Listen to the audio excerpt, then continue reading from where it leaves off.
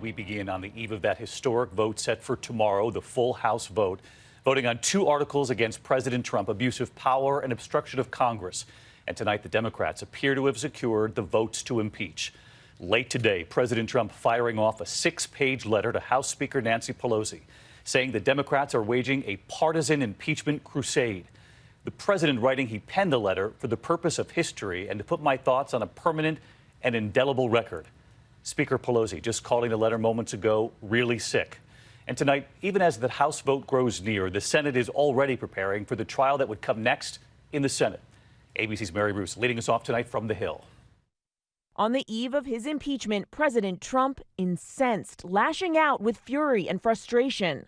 And Mr. President, do you take any responsibility for the fact that you're about to be impeached?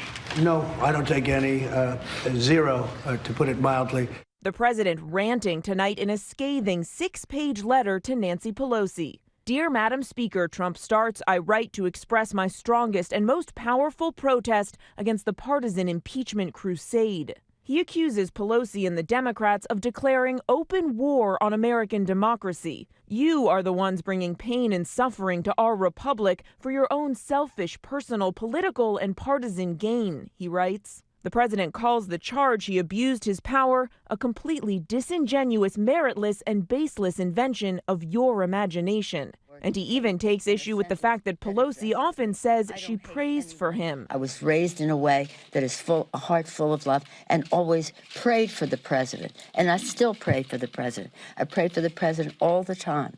You are offending Americans of faith by continually saying, I pray for the president, Trump writes, when you know this statement is not true unless it is meant in a negative sense. And Trump warns Democrats will pay in 2020, saying voters will not soon forgive your perversion of justice and abuse of power. With the House set to impeach tomorrow, tonight the fight over a trial in the Senate is well underway. Today, Senate Republican leader Mitch McConnell rejected the Democrats' request to call 4 witnesses the White House has blocked, including acting Chief of Staff Mick Mulvaney and former National Security Advisor John Bolton. The House chose this road. It's their duty to investigate. If they fail, they fail. I listened to the leader's speech. I did not hear a single sentence, a single argument as to why the witnesses I suggested should not give testimony. What is Leader McConnell afraid of?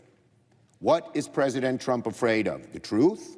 McConnell called the House investigation slapdash and is promising to work in total coordination with the White House. I'm not an impartial juror. But McConnell still refuses to say if he approves of the president's actions. Do you believe that the president acted completely appropriately when he asked Ukraine to investigate his rivals? All of those issues will be argued here in the Senate in the coming days, and my assumption still is that we'll turn to this after the first of the year. But what do you believe, sir? Mayor Bruce with us live on the Hill tonight. And Mary, Speaker Pelosi now responding tonight to the president's letter.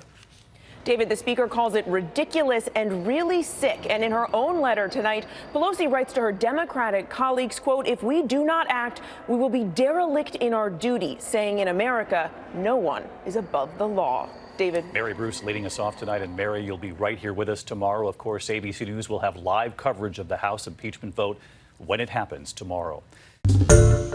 Hi, everyone. George Stephanopoulos here. Thanks for checking out the ABC News YouTube channel. If you'd like to get more videos, show highlights, and watch live event coverage, click on the right over here to subscribe to our channel. And don't forget to download the ABC News app for breaking news alerts. Thanks for watching.